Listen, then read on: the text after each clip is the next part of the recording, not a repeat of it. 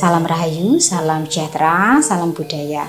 Assalamualaikum. Halo dulur, mudah-mudahan sehat selalu nggih, lancar selalu rezekinya dan selalu dalam perlindungan Tuhan Yang Maha Esa. Amin.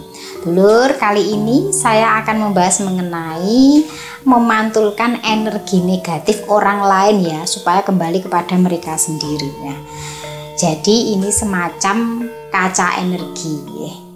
Yang namanya kaca energi kan negatif positif tetap dipantulkan, tetapi ini lebih ke aliran energi negatif. Monggo disimak dulur, barangkali panjenengan merasakan hal ini juga. Wilujeng Rahayu, sugeng midhangetaken.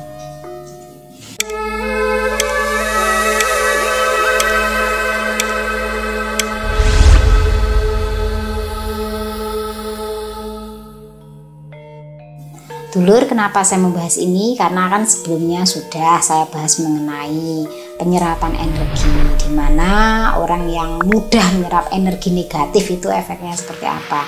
Nah, kali ini saya mau bahas mengenai memantulkan energi orang lain agar kembali kepada mereka sendiri ya.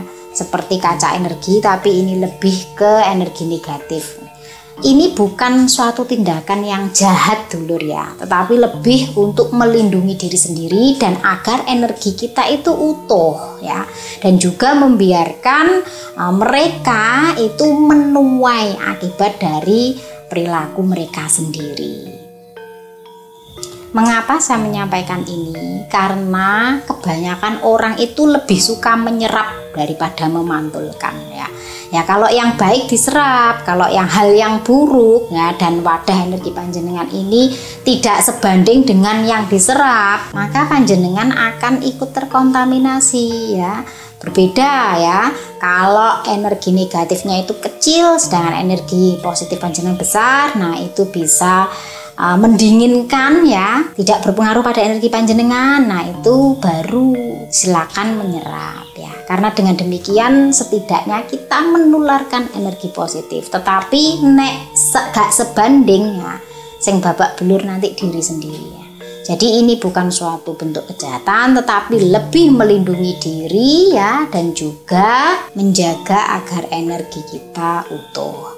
Nah, bagaimana caranya memantulkan energi negatif orang lain agar mengenai mereka sendiri?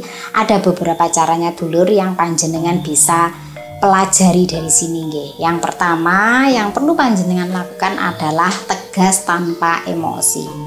Dulur, berbicara dengan tenang dan tegas ketika ada seseorang yang ingin memancing emosi panjenengan. Ini justru membuat mereka atau energinya ini padam, tidak mengalir atau tidak mempengaruhi panjenengan. Jadi jangan terpancing dengan permainan mereka, yaitu dengan membuat panjenengan bereaksi atas apa yang mereka lakukan. Ketegasan yang tenang ini justru membuat mereka tidak bisa menembus energi panjenengan dulur. Nah, itu yang pertama. Kemudian yang kedua, gunakan perlindungan energi secara mental dan spiritual. Jadi begini dulur, bayangkan ya, panjenengan itu diselimuti oleh cahaya maupun perisai energi yang mana itu kembali kepada sumbernya ya. Jadi ketika panjenengan menerima kata-kata atau perlakuan yang membuat panjenengan akan emosi, itu bayangkan bahwa hal itu tidak bisa menembus panjenengan. Ini bisa dibantu dengan doa atau afirmasi ya. Nah, contohnya begini. Aku kembalikan segala energi negatif yang bukan milikku itu kembali kepada sumbernya atau pemiliknya. Artinya panjenengan tidak menerima ya, panjenengan menolak. Mungkin bagi yang tidak percaya ini adalah sebuah ilusi, tetapi panjenengan tahu nggak dulur, kekuatan dari doa maupun afirmasi itu tidak main-main.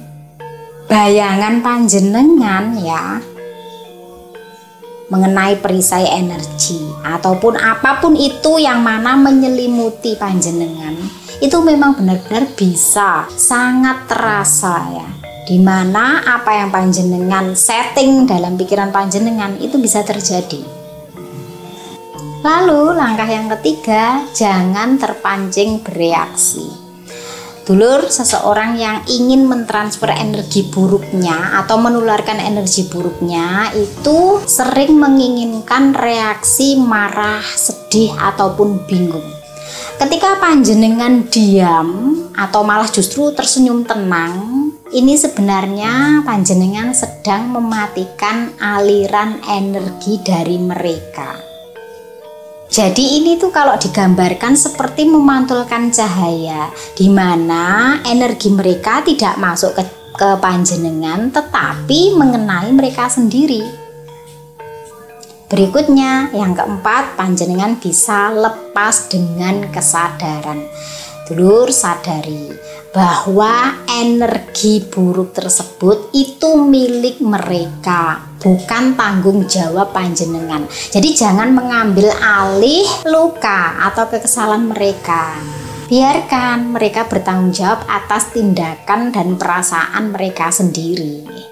Inilah maksud dari melepas dengan kesadaran, bahwa hal itu bukanlah dari panjenengan dan panjenengan tidak perlu kesal, marah, benci ya dari sesuatu yang penyebabnya dari faktor luar. Contohnya tidak saling mengenal ya. Ketika seseorang berkata hal yang buruk, memancing supaya orang yang mendengarnya itu tidak suka, risih dan lain sebagainya ya. Dimana sebenarnya hal itu belum tentu ditujukan kepada kita ya, dan juga tidak ada efek imbasnya apa-apa sebenarnya dengan kita. Maka kalau kita tidak menanggapinya, perkataan dan gangguan itu tidak akan mengenai kita. Karena kalau kita menanggapinya sama dengan kita menyerap apa yang ditularkannya. Nah, untuk itulah melepas dengan kesadaran itu sangat penting supaya sesuatu yang bukan jadi tanggung jawab kita atau urusan kita tidak mengenai kita. Biarkan dia sendiri yang mengeluarkan dan menyerapnya sendiri. Berikutnya ya, panjenengan bisa membersihkan diri secara rutin ya. Ketika panjenengan habis bertemu dengan orang yang menyebalkan, bikin bad mood, bikin emosi, bikin marah, sebel dan lainnya ya. Nah, panjenengan bisa mandi untuk membersihkan diri, bisa meditasi, berdoa, atau bisa juga menulis ya, sekedar untuk melepaskan energi yang sempat menempel yang tidak panjenengan inginkan ya. Jadi cara pelampiasan emosinya, pembersihannya demikian.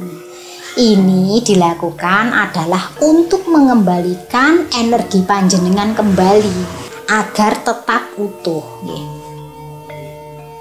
Dulu saya itu diajari sama mak saya ya, mbah ya, dimana kalau habis dari pergi kemanapun ya, masuk rumah itu cuci kaki.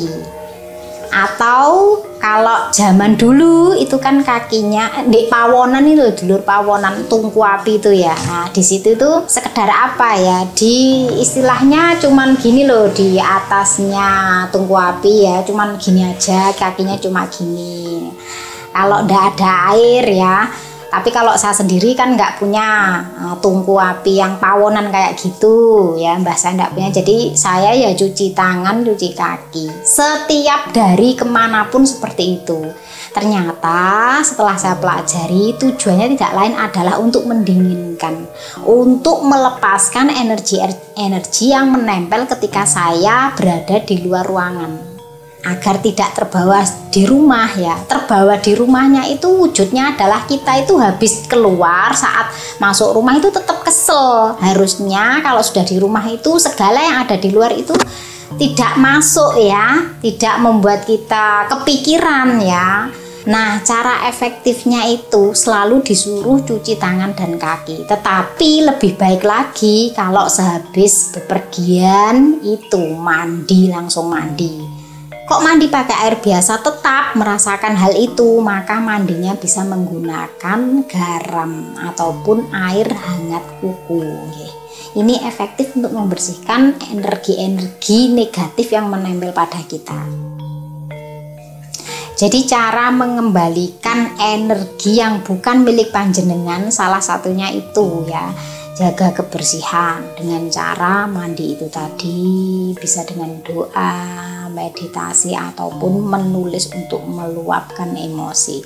Kemudian yang terakhir adalah jaga lingkup energi panjenengan ya. Bagaimana caranya? Yaitu dengan cara menghindari atau membatasi kontak orang-orang yang menguras energi panjenengan. Atau mungkin sebenarnya tidak ada hubungannya dengan panjenengan, tetapi kalau berhubungan dengan orang tersebut rasanya kok capek, lelah, ikut-ikutan emosi ya.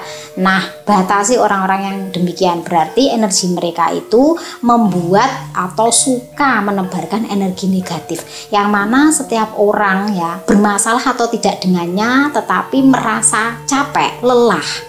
Nah, orang-orang semacam ini perlu dihindari atau dibatasi ya, supaya mereka energinya berbaur dengan kita.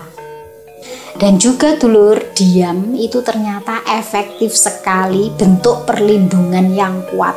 Nah dulur, kalau panjenengan mungkin merasa orang-orang di sekitar panjenengan atau orang-orang yang panjenengan temui itu sering memberikan energi negatif ya, memancarkan energi negatif, agar energi itu tidak mengenai panjenengan tetapi memantulkan ke mereka sendiri. Caranya adalah salah satunya demikian.